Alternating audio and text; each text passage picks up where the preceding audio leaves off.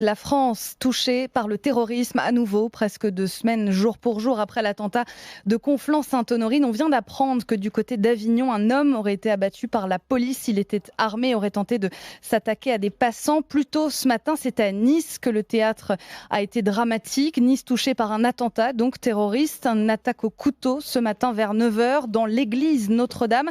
Kelly Vergin, vous êtes sur place pour RMC. Le bilan pour l'instant fait état de 3 morts. Oui, dans un premier temps, l'assaillant s'en est pris à une femme. Elle a été retrouvée égorgée dans l'église Notre-Dame. Un homme, le gardien des lieux, a lui aussi subi le même sort. La troisième victime, une femme, a reçu plusieurs coups de couteau. Elle est parvenue à s'enfuir du monument et à se réfugier dans un bar, mais elle est décédée peu de temps après, selon des sources policières. Il faut le dire, cette attaque s'est déroulée en plein cœur du centre-ville, dans un quartier très vivant, très commerçant, où dès le matin, il y a déjà beaucoup de passages. Et visiblement, c'est un bouton d'alerte mis en place par la ville de Nice qui aurait permis de prévenir directement la police municipale et qui a mené un assaut aux alentours de 9h pour neutraliser l'assaillant. Il a été blessé par balle, transporté à l'hôpital Pasteur.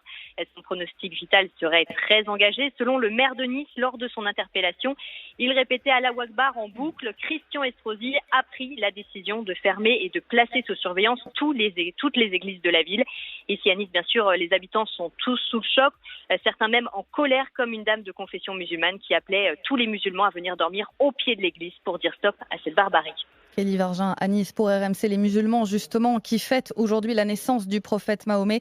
Le CFCM, le Conseil français du culte musulman, a immédiatement condamné l'attentat. Il appelle les fidèles de France à ne pas célébrer la fête du Mouloud en signe de deuil et de solidarité pour les victimes et leurs familles. De son côté, l'Église catholique, par la voix des évêques de France, s'est dit très émue, a qualifié d'acte innommable l'attaque au couteau de ce matin à Nice et souhaite que les chrétiens ne deviennent pas une cible à abattre. Le ministre de l'Intérieur et le président de la République sont en route pour Nice. Ils devraient arriver dans quelques instants dans la ville. L'agenda gouvernemental forcément totalement bouleversé aujourd'hui, puisqu'au moment de cet attentat, le Premier ministre Jean Castex était devant les députés, un discours devant l'Assemblée nationale pour présenter les détails du reconfinement de 4 semaines qu'a annoncé hier soir Emmanuel Macron pour freiner la progression de l'épidémie dans le pays. La séance à l'Assemblée a été immédiatement suspendue. 1 minute de silence a été observée par les députés.